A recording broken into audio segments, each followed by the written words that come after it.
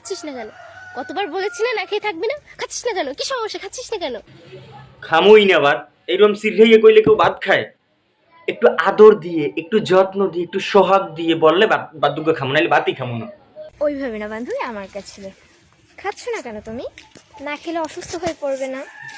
তখন কিভাবে কি হবে বলো? এখন আবার কি হবে এখন?